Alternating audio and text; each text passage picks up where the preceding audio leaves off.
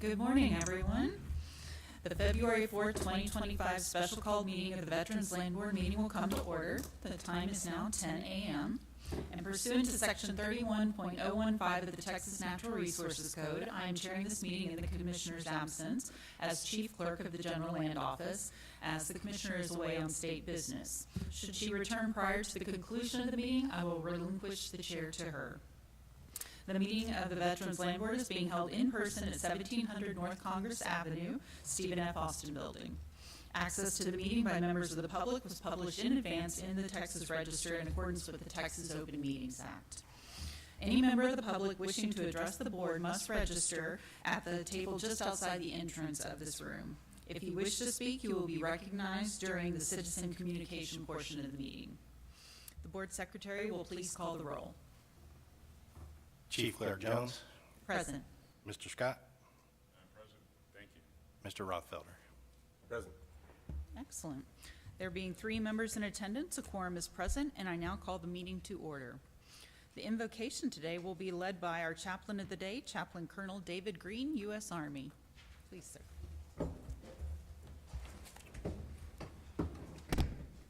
Well, let's take time to stop and pray, shall we? So, Heavenly Father, thank you very much for this day, and thank you very much for what the Veterans Land Board and the association has done for veterans and families through the years. We're really grateful for that.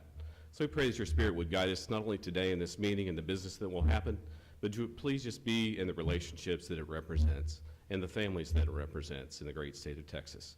We express our thanks for you today and pray these things in your holy name. Amen. And now, if you are able, please stand or continue standing and say the Pledge of Allegiance to the U.S. and the Texas flag. I pledge allegiance to the flag of the United States of America and to the republic for which it stands, one nation, under God, indivisible, with liberty and justice for all. Honor the Texas flag. I pledge allegiance to thee, Texas, one state, under God, one and indivisible. Thank you. Please be seated. And at this time, the chair recognizes Executive Secretary Tony Dale for a recognition of our chaplain. Madam Chair, members, thank you. So Chaplain Green, who did the invocation today, serves as the personal staff advisor to the Army Futures Command Commanding General and other senior leadership on matters of free exercise of religion, spiritual readiness, morals, morale, and ethics. He serves the greater Army's Future Command community as the command chaplain for seven chaplain directorates. And he's got a Bachelor of Arts degree with a major in religion and a minor in psychology from Mount Vernon Nazarene College. He also has a master's degrees in divinity from Nazarene Theological Seminary, theology and ethics from Union Theological Seminary, and the National Security and Strategic Studies from the United States Army War College. He started active duty in 1997. He's deployed twice to Germany in support of the Kosovo Defense Campaign and also deployed to Kuwait in support of the global war on terror. He's got numerous awards and decorations, including the Legion of Merit and Defense Meritorious Service Medal with the Oak Leaf Cluster. He's been married to his wife Deb for 40 years, and they've got 2 daughters, Bailey and Natalie. All right? So, Colonel, thank you for being here today. We really appreciate that. And we have a presentation from the board. They've flown a flag over the Alamo in your honor. And if you come up, they'll present it to you.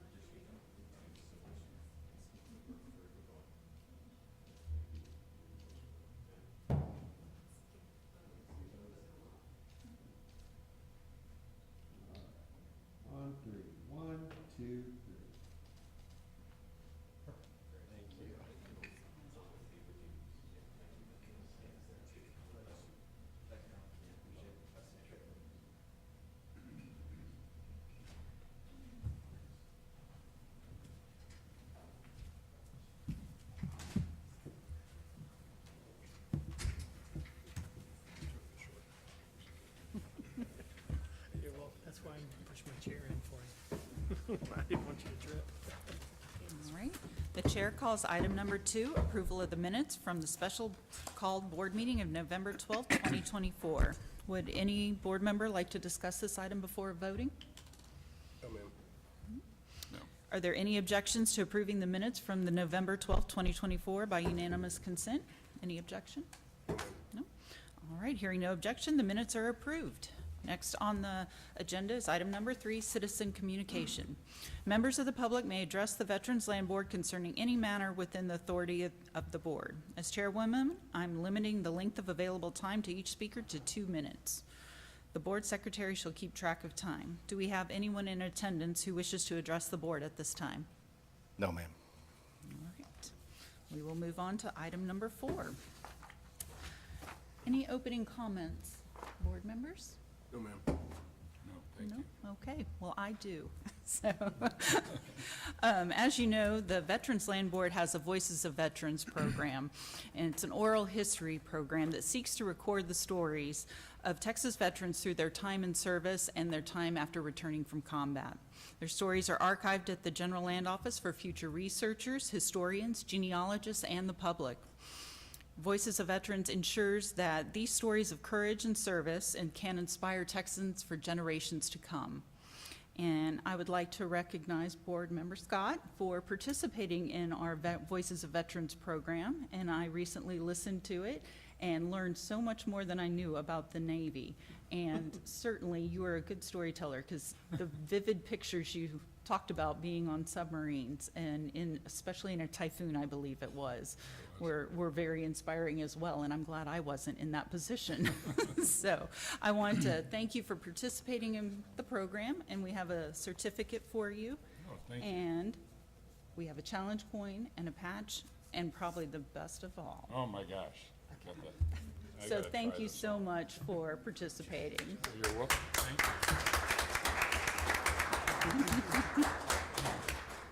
The problem with hats is I always like Baby Huey because I have a very big head. So I will play around with this and get it adjusted, but thank you very much. Oh, thank you. And a shout out to Monica too, who runs that program. She does a fabulous job. She has the ability to interview, to ask questions, to follow up, and to make a cogent story out of what probably was a challenging morass. So much appreciated. Thank you. And I encourage anyone who is a veteran who hasn't yet participated in the program to do so. It's she'll make it enjoyable, and you're doing a little something to leave some footsteps for people who come later. So thank you. Thank you very much. And we have another recognition this morning, so I recognize Tony Dale. Thank you. Madam Chair, members, thank you for allowing me an opportunity to recognize Gerald Johnson. So Gerald recently retired from the VLB, where he's been a veteran service representative since October 1st, 2021.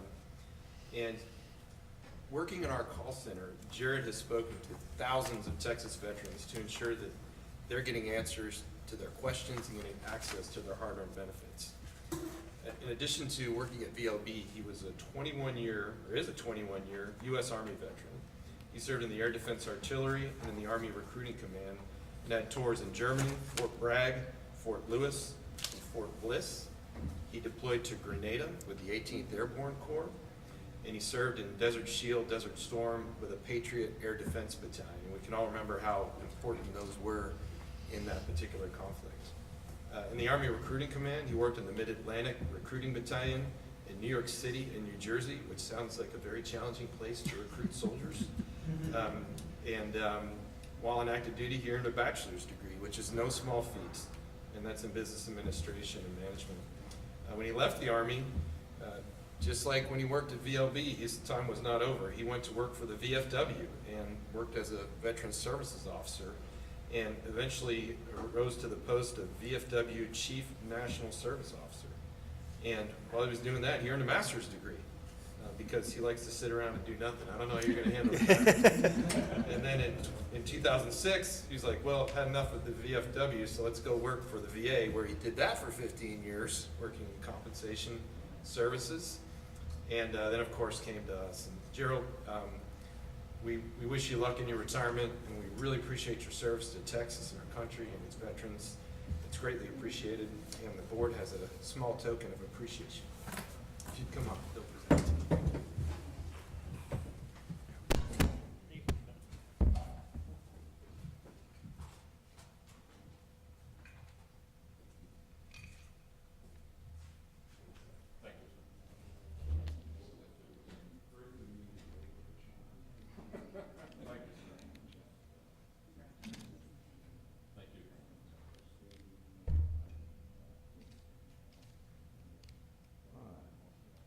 On three. 1, 2, 3.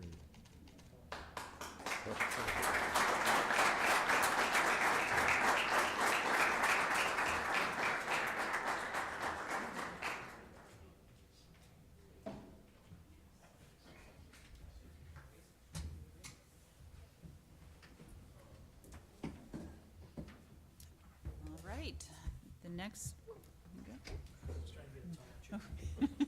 the next item on the agenda is item 5A, Veterans Land Board Bond Fund Management Quarterly Report, and the chair recognizes John Barton. Good morning.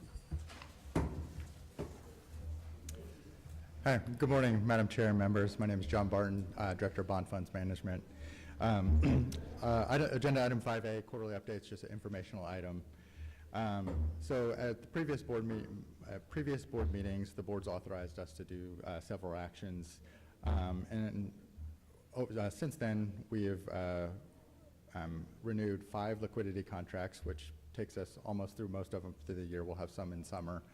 Staff is also working on the issuance of the Series 2025A land bonds, which will help augment the land program, and we're scheduled to close on those in March.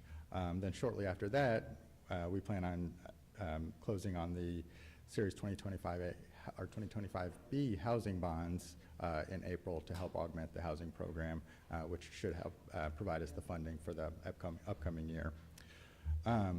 Overall, and the programs, demand is kind of down a little bit. Interest rates kind of dipped a little bit and then have increased. So it's not surprising, but not a dramatic decrease. And we're also in the kind of winter, slower months generally. Once we get into the kind of the home buying season, spring, April-ish, we expect those numbers to pick up, and we'll probably be a little more aggressive in our rate setting. And that's all the information I have, but I'm happy to answer any questions if there are any. Members, do you have any questions, further information or discussion?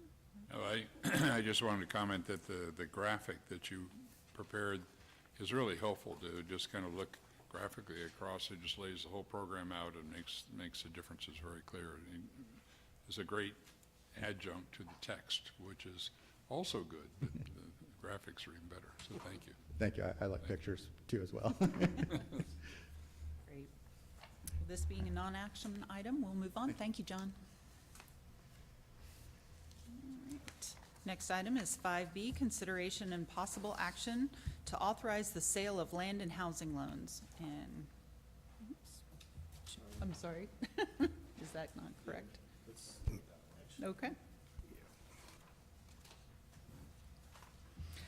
The next item then is 6A, consideration and possible action to set aside bids received from the online bidding forfeited land sale held December 2nd, 2024 to January 16th, 2025 on any tract where the account holder is making an appeal. And the chair recognizes Raul Gonzalez. Good morning, Madam Chair, members of the board. My name is Raul Gonzalez, Director of the Land and Housing Loan Programs. Agenda item 6A is a non-action item. There are no appeals before you today, therefore no action is required. Any discussion or questions? No, ma'am. No? Thank you. We'll move on to 6B then. Consideration and possible action to accept and award all qualified high bids received from the online bidding forfeited land sale held December 2nd, 2024 to January 16th, 2025. And I again recognize Raul Gonzalez. Thank you. Good morning. Agenda item 6B is an action item. There were 5 tracts offered during the online bidding period from December 2nd, 2024 through January 16th, 2025. A total of 46 bids were received, resulting in 5 high bids totaling $715,555. Staff recommends that the board award all high bids that meet the qualifications for the land program. I'll be glad to answer any questions. I do actually have a question. Raul, I have two things I would like to understand better about this, because when I read this, I noticed that the way the bids are awarded is not necessarily on the high bid, but it's the highest qualified bid. And you have a number series of 1 through 5 in terms of their qualification. I don't know what those are. I'm curious if you could outline that for us in a general sense, so we'd have an idea what that means. Yes, sir. So what may happen is that there may, a veteran may submit multiple bids, and they get to select which is their first option, or their second option, or their third option. And so that is part of the process there. And so it may, somebody that had a bid on a certain track, that may have been their third option. And so we may award it to a veteran that had a lower bid because he went with his first option, or she. So if they meet the minimum amount, then theoretically, if they're the high bidder on that parcel, they would then be awarded the bid.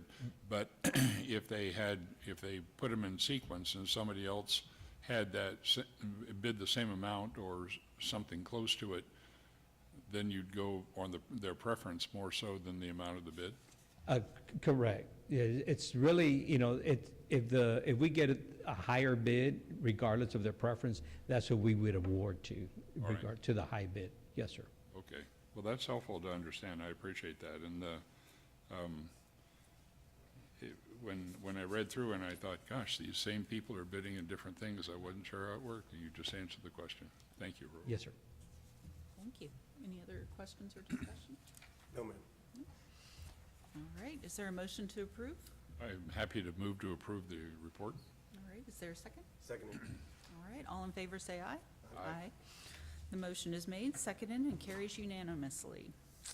The next item is item 6C, consideration and possible action on a request to forfeit VLB delinquent loan accounts, and I again recognize Raul Gonzalez. Agenda item 6C is an action item. 3 accounts are being presented for forfeiture action today. 3 accounts, they're being recommended for forfeiture due to non-payment of principal and interest. On one of these accounts, we are communicating with the veteran and their family and trying to bring the loan current. On one other one, the veteran is deceased. We have not been able to make contact with the heirs, and so we'll continue working those loans through the process and trying to, attempt. A lot of times, once we post a forfeited sign out there, somebody may drive by and they may initiate a call as well. On the third account, we have, again, not been able to contact the veteran. We send multiple letters, skip trays, phone calls, and again, a lot of times we'll put up a sign, it'll generate a call from the family. Staff recommending to the board that the board take forfeiture action on the resolutions before you, except on accounts where sufficient funds are received to avoid that action. Any questions? How long do you usually continue to work on these once you have All- put the announcement out?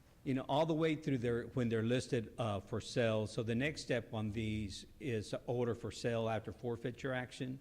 So once they've been ordered for sale, even up to the date of the board meeting, we continue working with them if they contact us. And that's the reason we have the appeal process in there as well. So it's several months that we work with them after the forfeiture action and even months before we get to this point. You've been working on these months before, I assume. Right, staff does a great job in working not only with the veterans, but also, like I said, skip tracing, trying to find ways to locate them.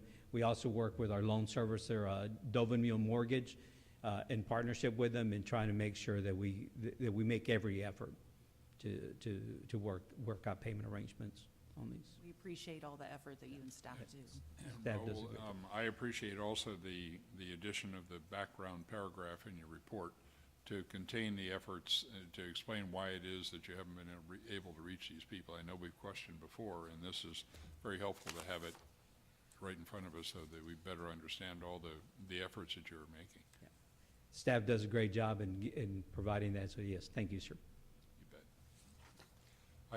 Madam Chair, I move approval of the staff's recommendation on these action items for the forfeitures. Thank you. Seconded. All those in favor say aye. Aye. Aye. None opposed. Motion is made, seconded, and carries unanimously. The next item is Agenda Item 6D, consideration and possible action on the request to order for sale land tracts that may be included in the next online bidding forfeited land sale. And again, recognize Raul Gonzalez. Good morning. Agenda item 6D is an action item.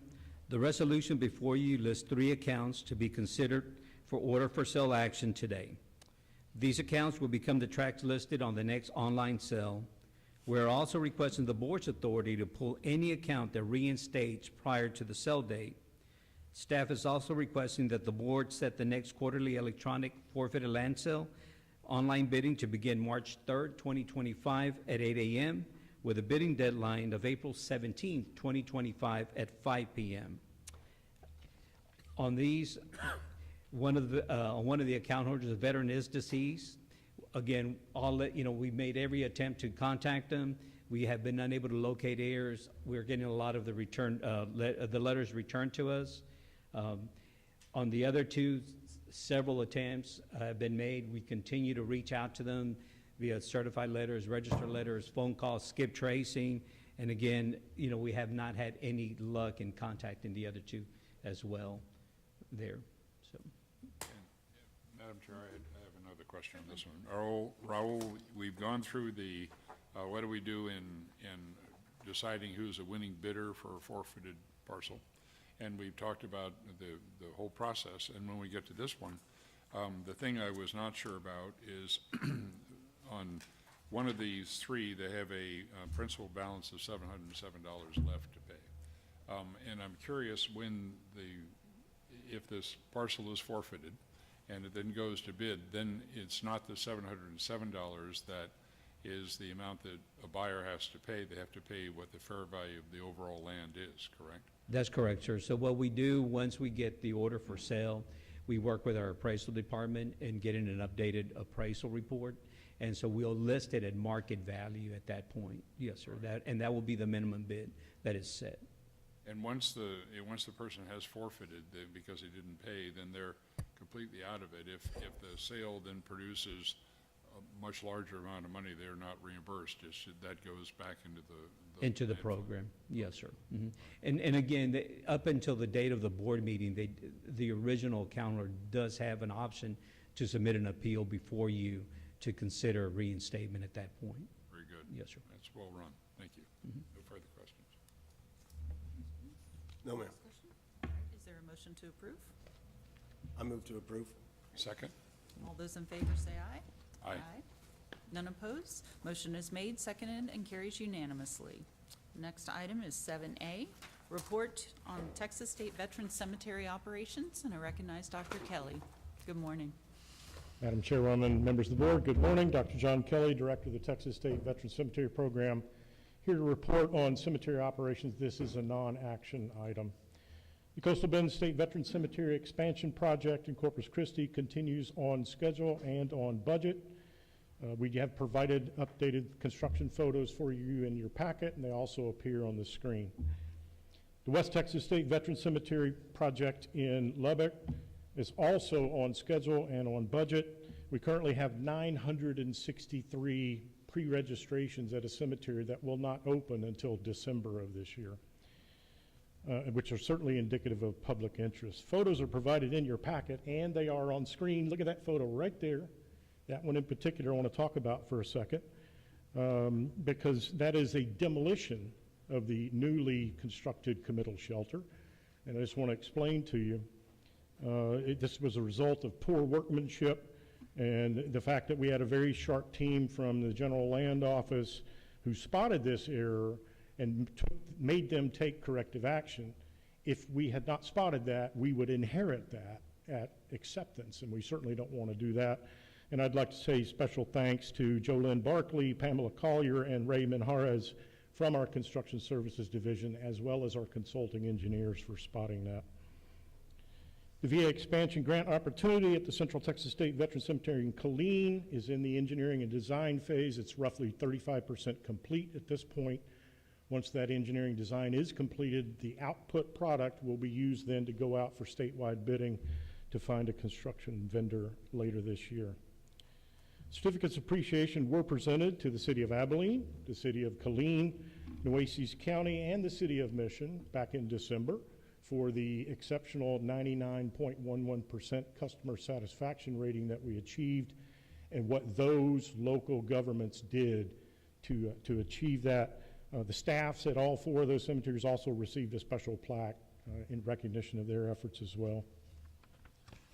Turning to VLB initiatives, we are moving forward with a project to replace the roof of the administration building, the roof of the committal shelter, integrate Space Force, and add automatic gates at the Rio Grande Valley State Veteran Cemetery in in Mission. We expect that project to finish this fiscal year. Donation of 64 acres for the purpose of constructing a Texas State Veteran Cemetery in East Texas is moving forward. The potential donor is working through the remaining title and partitioning issues. As we all know, that's a fairly complicated legal process, and it's being worked through now. We do have indications that another landowner with contiguous 24 acres is also considering donating as well. So once we have the 64-acre donation, we believe we'll get an additional 24, and again, the contiguous acres donated for that purpose. We have done a phase 1 environmental survey. The result is that there were no significant environmental findings, so that's good. We will be proposing this location for approval in an upcoming Texas State Veterans Cemetery Committee meeting.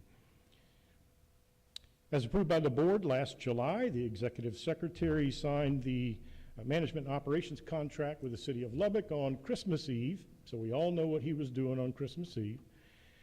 And that contract went into effect on New Year's Day. The very first action for the city is to move forward with hiring the key personnel. We want to do that. As we all know, it takes 2 to 3 months to hire people, so we want to get them in place by about April so we can start a training program for them. That way we can train the people in parallel with the construction and in parallel with receiving equipment, so that all those lines of effort come together at opening day. Over the past couple of years, the National Cemetery Administration has been working on a project called the Veterans Legacy Memorial. It started out at the national cemeteries, expanded into the state cemeteries, and now it's out into private cemeteries as well. When a veteran passes, a web page is created for that veteran where you can go and post memorials, thoughts, pictures, virtually anything that you would like to post on that veteran's page in memoriam. Well, we have provided now QR codes at the cemetery kiosks so that those with smartphones can zap the QR code, walk away, and access that Veterans Legacy Memorial.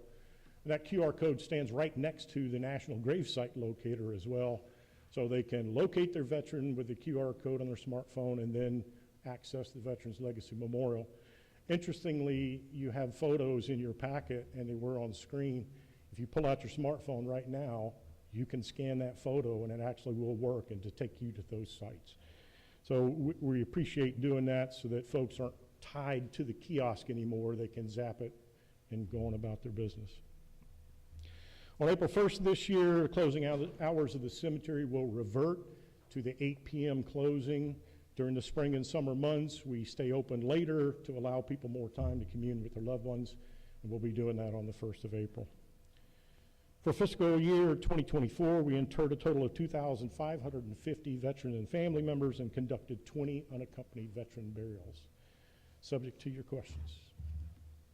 Just, Dr. Kelly has an item of curiosity on the new East Texas potential location of 64 acres. In context, how does that compare with the amount of land that we need? Is that sufficient already, and the other 24 would just make it larger, or? Yes, sir. Great question. Thank you very much. Our Coastal Bend State Veteran Cemetery in Corpus Christi is 54 acres. So it's already 10 acres bigger and potentially an additional 24 acres on top of that. And so it's definitely big enough for us to get going. And if we were to get that second donation, now we're in really good shape, up around 89 acres. Excellent. Very good. Sir. All right. This being a non-action item, we'll move on to the next item. Thank you, Dr. Kelly. Appreciate it. The report on Texas State Veterans Homes, and I recognize Tony Dale. All right, Madam Chair, members, my name is Tony Dale. Excuse me.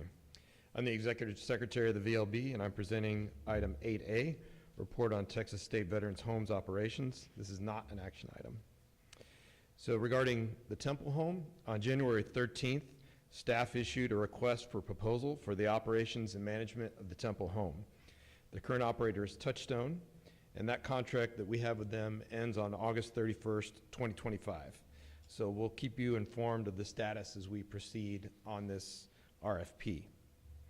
In Fort Worth, the reason I'm presenting here today is that Bobby Breeden, our Director of State Texas Veterans Homes, is at the Fort Worth home, which is very good news because that's in conjunction with the Health and Human Services inspectors for that life safety inspection that we've been talking to you about that is required to be conducted. That inspection started yesterday and it runs through Thursday.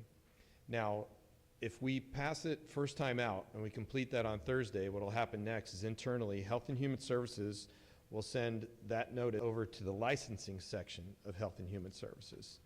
We've already paid for our license. We just need to clear the inspection first. And I assure you, if we pass it on Thursday, Bobby and I are going to be calling on Friday to expedite that as quickly as we can, because once that license gets issued, that's what we really need. We can't open till we have that. But once we get the license, then we can admit our first 3 residents. And I've asked Bobby, like, how fast? Like, if you get the license right now, when can I have people in, depending on the time of day? Pretty much any time. We just got to have people come to the home. It's 24/7 ops. So we'll start putting people in right away. And then once those 3 residents are admitted, there's an additional process. You're going to say, why only 3? Okay, it holds 120. So we have to put in 3. And then once we have 3 residents, Health and Human Services, a different team comes back, and they have to do a clinical survey to make sure that we're, hitting all the points on the medical side of the house. And then once that is successfully completed, we can admit 20 residents. So after we have our 20 in, then we contact the VA. And the VA has to come out and inspect, and if we pass all VA inspections, then we're off to the races and can go up to the 120 maximum capacity. So it's really good news that they're there right now. I got an update from Bobby yesterday that there were only a few minor things that they found. He doesn't think it's going to be much of an obstacle, things that we can correct during the week. And but now that may change. All right, I haven't talked to him this morning, but so far so good as of yesterday. Any questions on that so far? Quick question. Yes, ma'am. About how long will that clinical survey take? Do we have an idea? Well, I think it's the same kind of thing. It's based on availability from Health and Human Services, and Bobby and I have friends up there that have said they'll help us, so we're going to call and see what we can do to expedite it. And I think everybody wants to get it open as quickly as possible. I don't have a direct answer other than we're going to call and beg for mercy and help. We're happy to help as well. Okay, thank you. Any other questions on that? All right, so I also want to brief you on a project that we've been working on. And when I say it's a project, that's not the right way to say it. It's the way we do business in the homes. And as we've told you before, we've been working with the Texas Veterans Commission with their claims specialists. So the Texas Veterans Commission has many employees that specialize in helping veterans get access to their VA disability benefits. And it's an incredible service where they work for free for the veteran, not for the VA, but for the veteran to help them through this claims process. And we've asked them, and they have agreed to send their representatives into the homes on a regular basis, and they've been doing so. And right now we have good success so far on this, where we've had 9 veterans across the fleet of homes that have gone from 0 disability rating to some disability rating, below 70%. So that means now they're getting a disability check monthly from the Veterans Administration. That's great for those veterans. We've also had 16 residents that have been awarded 70% or more. So they either went from 0 to 70, or maybe they were at 10 and went to 70, or maybe 100, okay? But they're above 70. The 70% number matters for veterans in this regard because if you're 70% or more service-connected disabled, you live in the home for free. So we had some residents that were paying the monthly fees, and now they don't pay the monthly fees. It's also likely that those veterans are going to get reimbursed for any fees that they paid to us prior to that. So we'd go back to when the VA started their claim, and they'll likely get a payment back from us. They'll also get a back payment from the VA from the date they start their claims. Now, that may not sound like a lot. It's certainly significant for all of those veterans, especially the ones that got above 70.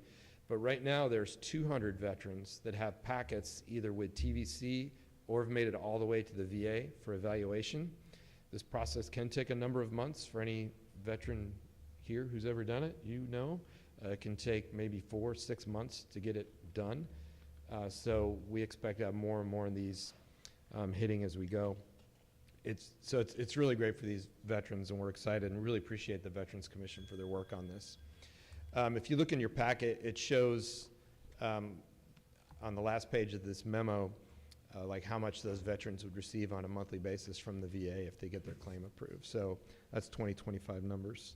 And Darren Fitzgerald's going to be going over to the Veterans Commission meeting on Thursday, and they're going to get the same update, and he's going to thank them for what they're doing for us. So appreciate that. Any questions? That concludes my brief. Just a comment, it's impressive that Texas is able to be so proactive and take such good care of our vets, and to reach out and have somebody work with them on their VA disability claim. I can just imagine how transformative it would be for somebody who was disabled or had a disability, but had a 0 rating to then go to a fully disabled rating. That would be a huge thing for them and their family, and it's, I think Texas ought to be really proud of the fact that we're doing that. Well, I agree, sir. And what we find is many of the residents that are in this, I would say, this situation are Vietnam-era veterans that when they got out, there wasn't a lot of information for them, or some just wanted it to all just go away, you know, and say, I don't want to deal with the government anymore. And so we have veterans that got out of the military in the 60s and in the 70s and are just filing claims today for ailments they've had their entire life and are just now starting to get compensation for it. I met somebody once who had, it was probably one of those people, and it was living on kind of a subsistence level, and just kind of struggling to get by, but had served with honor in the military, Vietnam vet, and lots of problems, and ultimately they were able to, people started paying attention and helping him because his education wasn't significant. He didn't really have the ability to do it himself, but he carried this load and struggled for years, decades, and then finally turned the corner, and it was like the light came on and the sun started shining in his life. It was amazing. So if we're able to do that for our folks, it's that's a fabulous thing, and I'm very proud that we're doing that. Thank you, Tony. Yes, sir. All right, being a non-action item, we'll move on to 8B, consideration and possible action on renewals for the management and operations agreements for the Big Spring, Bonham, El Paso, Floresville, Houston, McAllen, and Tyler, Texas State Veterans Home. And I recognize Tony Dale. Madam Chair, members, item 8B is an action item. So, as you're aware, the VLB owns 10 skilled nursing homes that provide quality, compassionate care to our state's veterans. The VLB entered into management and operations agreements with Texas VSI for the El Paso and Tyler home in June of 2022, and with Bonham in August of 2022, and with Houston in January of 2023. The renewal periods for Bonham, El Paso, and Tyler are scheduled to begin June 1st, 2025, and run through May 31st, 2028. The renewal period for the Houston home is scheduled to begin on September 1st of this year, and that contract will run through August of 2028. For the other homes, VLB entered into management and operations agreements with Touchstone for the Big Spring, Floresville, and McAllen homes in August of 2022. Their renewal periods are scheduled to begin September 1st of this year and run until August 31st of 2028. Now, these contracts are rather complicated and take quite a few weeks or perhaps even months to negotiate. So staff recommends that the board authorize us to negotiate and enter into renewal agreements for the Texas State Veterans Homes in Big Spring, Bonham, El Paso, Floresville, Houston, McAllen, and Tyler for a 3-year period ending in 2028. May I answer any of your questions? Do you have any questions? No questions. Discussion? Tony, could you just let us know, there are 3-year contracts, it looks like? The extensions will be The 3 years. extensions It can be is- 5 initially. Okay, and is that set in statute then for the extension, or is there a reason for the 3-year? Statute requires us to go back out after the initial contract for a maximum of 3 years. So it is the maximum Yes. allowed. Great, thank you. All Madam right, Chair, I move approval of the staff recommendation. Seconded. all in favor say aye. Aye. Aye. Motion is made, seconded, and carries unanimously. Next item is 8C, consideration and possible action to delegate authority to the executive secretary to execute a management and operations agreement for the Texas State Veterans Home and Temple. And I recognize Tony Dale. Madam Chair, members, item 8C is an action item. So as I stated in the briefing a couple agenda items ago on operations, we issued an RFP in January for operations and management of the Temple Home. RFP responses from vendors were due back to the VLB on February 1st. And we have to have a vendor selected by May 12th, 2025. And our deadline to execute the new agreement is September 1st, 2025. So that's when the current contract ends the day before. We need to have someone who can pick up the day after. Now, you have a VLB meeting scheduled for May 13th. Okay, we're gonna try and have someone selected by May 12th. But what I'm asking for today is authority to execute a contract with a vendor. And even though we have another meeting coming up, that's a 1-day difference. And if there's any slippage in that, I can't wait to the meeting after that because of the timing and how long it's going to take. So I'm asking for, or recommending that you delegate authority to me to execute a management and operations agreement for the Texas State Veteran Home and Temple.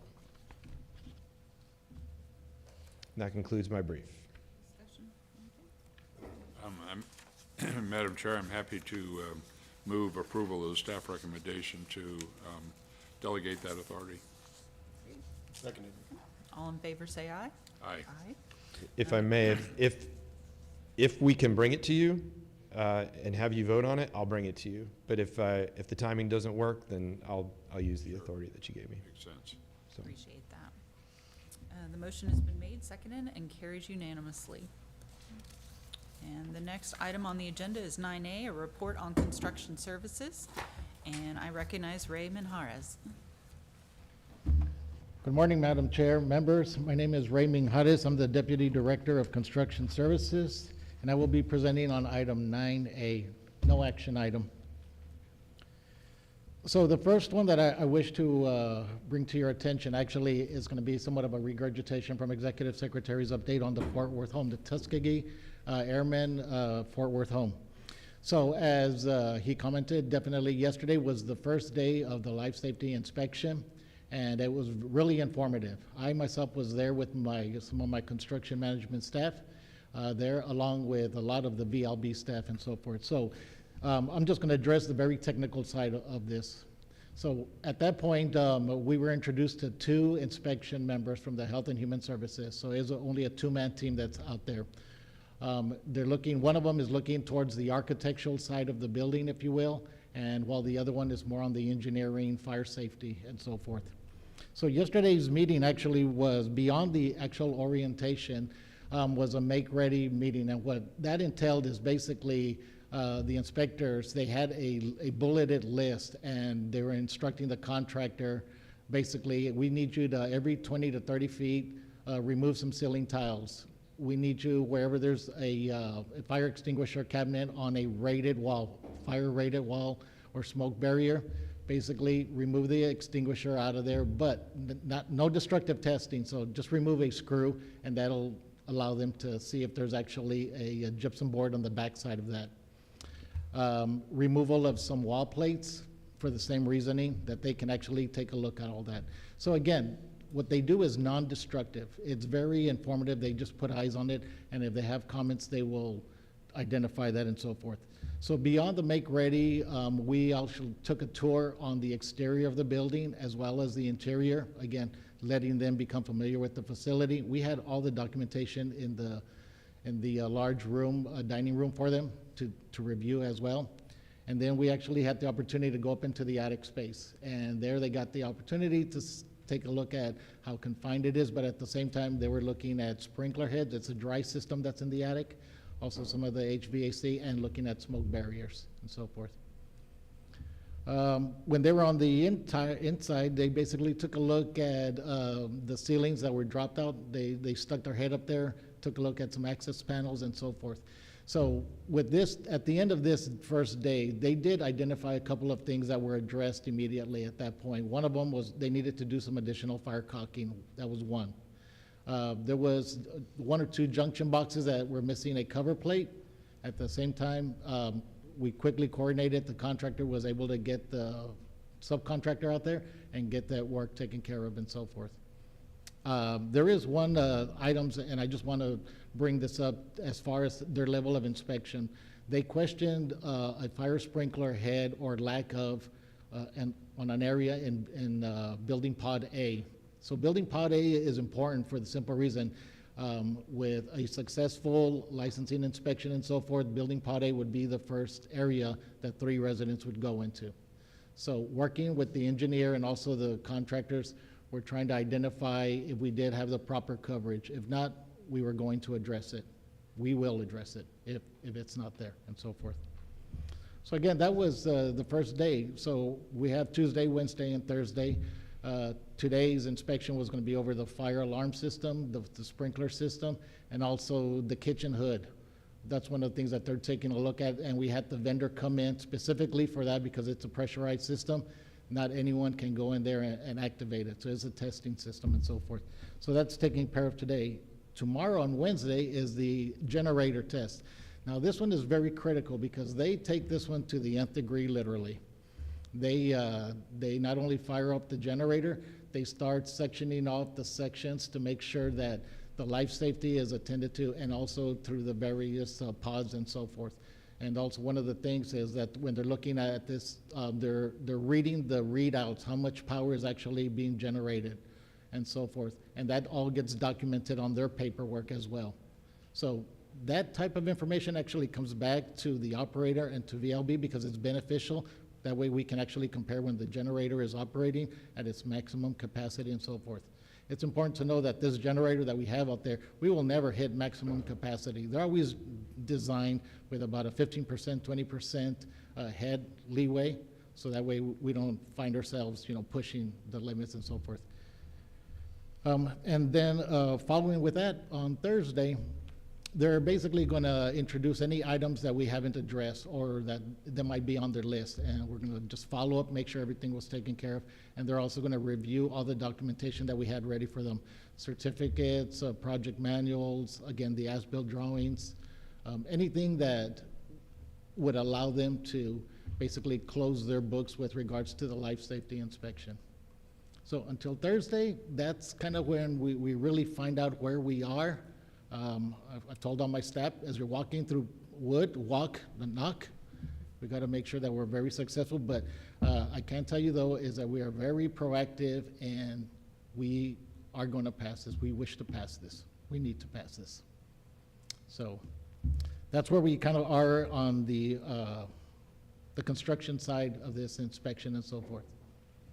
I want to thank you for getting to this point, certainly on the home itself, and it sounds very technical, certainly for the inspection. I assume we knew some of this was coming, like what you had to prepare for. Oh, yes, ma'am. But sounds like we're learning a little bit more now that they're actually on site and doing the testing. I'm just curious on the generator, is that something that this is the first time it's being tested, or do we test it ahead of time, or is that before, or do we wait for them? No, it's been tested. It's been tested several, it's even actually on a routine right now where it automatically will turn itself off and run through tests and so forth. So all of that's been, this is just their level of making sure for their documentation is done. And again, when I said that the full gamut on this is that going forward, whenever they return on the quarterlies, the yearlies, they're not going to go to that extreme of testing the generator to this level. That's an excellent question. We still have staff that is here in Ray's department that participate in this same set of inspections for Houston. And so they've been through it with Houston just 5 years ago. And correct me if I'm wrong, Ray, but I believe Health and Human Services gave us their checklist in advance, did they not? Or we knew what it was going to be? For the Houston, they did. Well, do we get it for this one? The inspector, the lead inspector, has not given us that indication, other than they're gonna be walking through. Okay. So, but we knew from that last one what what they looked at there, and basically did our own pre-inspection in advance to make sure that we were as close as possible, so. Ray, the inspecting entity is Health and Human Services Commission. Is that a Texas agency? Yes, correct. Well, I'm impressed with how thorough they are.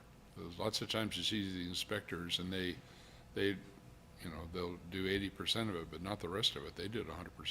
That's, for life safety, that's important, and they obviously have the interest to do it right. So, good job. Well, they do. They have a very good program, and again, they're based here in Austin. And their staff for that area, again, we only had 2 inspectors. They're limited in their staffing, but at the same time, these are seasoned professionals that know. And me personally, I'm also very appreciative of how they treat the veterans' homes and the nursing facilities, knowing that these are, individuals that need all of our attention with regards to making sure that the facility is a proper home for them and safe. Very good. Well, they're professionals. They know what they're doing, and we're lucky to have somebody so qualified to do the inspection, and I'm delighted that we're doing so well in the inspection. So it's reassuring on both sides. Like I said, by Thursday, I am hopeful that we're going to have some positive information, definitely. And of course, that is always shared with the executive secretary and his executive team as well, as we are moving forward. Thank you. Alrighty, let me jump down to a different type of project, and this is for the Richard A. Anderson Houston Veterans Home.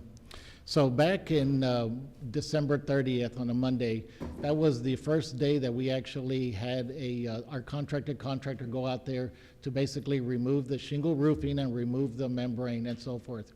Their scope of work at that time was simply to do that, remove the shingles, the membrane, and replace with like, and moving forward to make sure that the home becomes weather tight and so forth. And an unfortunate event happened on that same day. Once the contractor removed all of the shingle and the substrate that covered the insulated roof panels, the deficiency was discovered. At that time, it was chosen that we got with our architect of record and also with staff and so forth that we needed to address this deficiency to make sure that everything was done appropriately. And again, one of the reasons was this is because of the contractor that we had contracted with at that time simply, they made it known that based on that substrate that's there, it was very questionable if their warranty would actually be honored. So at that point, from my perspective, I was there with them. I said, no, everything that you're entitled to do, contracted to do, it has to be warranted. So the change order has to happen. We have since, this past Friday, executed an approved change order with that contractor, and they're going to be ordering those insulated roof panels. It's going to take about 2.5, 3 weeks for them to get on site and so forth. But we are looking at, and I'm going to look at my notes here real quick, to get started on February 26th. They're going to remobilize on site February 26th. And the schedule that they provided us back on this past Friday takes us to May of 22, which is basically Thursday. So it's a total of 92 calendar days from mid-February towards May to complete the project in its entirety. And again, it's all the 5 buildings, buildings A, D, B, C, and E.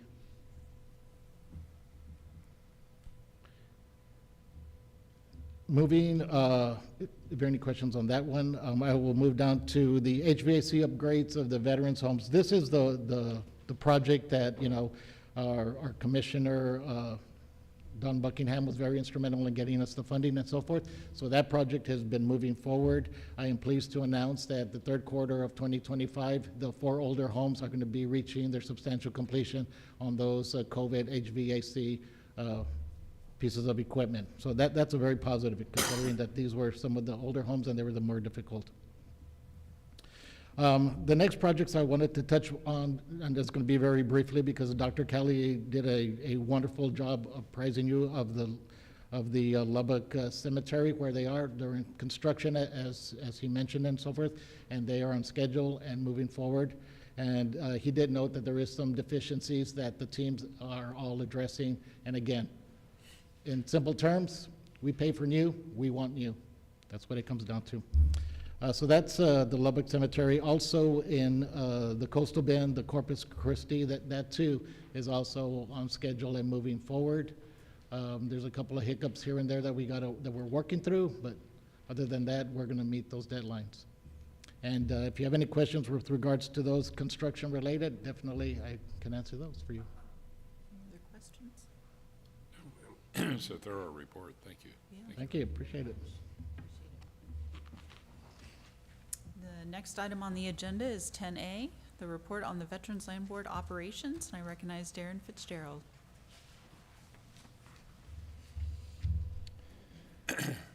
Good morning, Madam Chair, members. I'm Darren Fitzgerald, the Assistant Executive Secretary, Secretary for the VLB, and I'll be presenting the report on Veterans Land Board operations. This is a non-action item.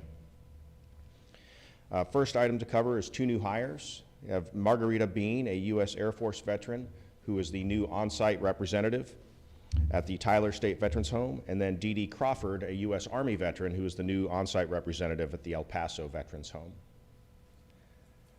Second item is the Veteran Home Milestone Anniversary celebrations. The details for these are laid out in your packets, but this year we have the 5th year anniversary for the Houston Home, the 20-year anniversaries for McAllen and El Paso, the 25-year anniversaries for Temple and Floresville. And then the other significant date affecting the Veterans Homes is the grand opening date for the Fort Worth Home, which right now is scheduled for March 22nd, 2025. There are 2 items from previous board meetings where you had delegated authority to the Executive Secretary to take action, or you had directed us to take action. The first one was rulemaking regarding the burial eligibility for Texas Military Forces members who are killed in the line of duty in accordance with House Bill 90. That rulemaking action is complete, and the Texas Administrative Code has been updated to reflect that change for their eligibility. The second item was the maximum home loan amount in our home loan program. As of January 1st, the maximum home loan amount was raised to $806,500, and that is concurrent with FHFA maximum limits. And then the final item I have is regarding legislative session. As you know, Governor Abbott reappointed Mr. Rothfelder to the board, and with session now having started, the Senate will have the opportunity to confirm that reappointment. And then we, the Veterans Land Board, are working in concert with the commissioner and her legislative agenda as the session continues. And then the dates of significant events are listed in your packet, and that completes my report unless you have any questions. Just one thing, so thank you, Darren, appreciate that. Members, we put the dates in here because we know you're very busy, and you're invited to all these things. And we will bug you and we will call you, but you're welcome to call us as well and say, yeah, I really want to go to this thing. If you can, great, we'd love to have you. If you can't, we understand that too. We know that we're all over the state on these things, but we'd love to have you when you would like to attend those things. The other thing is I sent out yesterday to each of you a monthly recap, and it's the second time I've done that. It's part of one of my strategic goals for this year. It was actually one for last year that I failed to do. And I said, okay, if I'm gonna have the staff do certain things, I'm gonna hold myself accountable as well. So if you have any feedback on what I sent you, not necessarily right now, you can give it to me now if you'd like, but I'm trying to keep it as concise as possible, and that's why it's in a bullet point format, because I know you're busy. But if you like it or want something different, please let me know. I'm happy to adjust it to whatever your desires are. Thank you. Any other questions, discussion? All right. Next item is, we will be going into executive session. The Veterans Land Board will go into executive session in accordance with the Texas Government Code, Chapter 551.071, for consultation with its attorneys regarding matters involving attorney-client privileged information and legal issues. Following the executive session, the board will reconvene in open session to complete the agenda. Visitors should remain in this room as the board will return here following the executive session.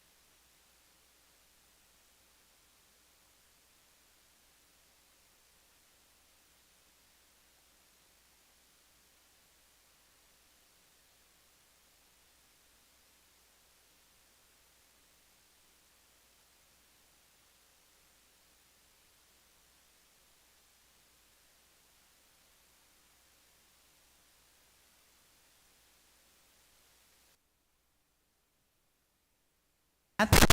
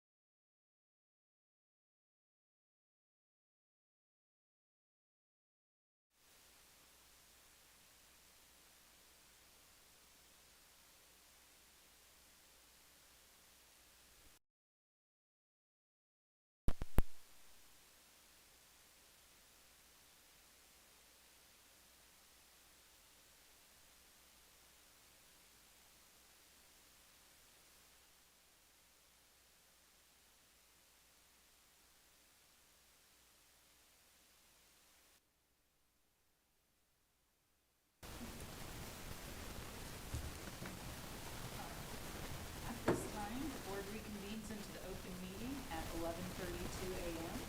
The next item on the agenda is item 11, consideration and any action on any items discussed in executive session. Since there are no items to be action on, the next item on the agenda is item 12, closing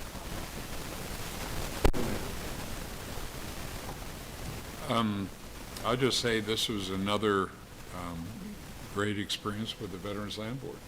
And hearing a lot more things about what we're doing and doing it well. And Tony, I commend you and Jennifer and the commissioner for all the work that's going so smoothly. It's heads up, you take the action, you anticipate things, and we come up with good solutions, and I'm proud of what we're doing. Thank you. On behalf of the staff, I thank you.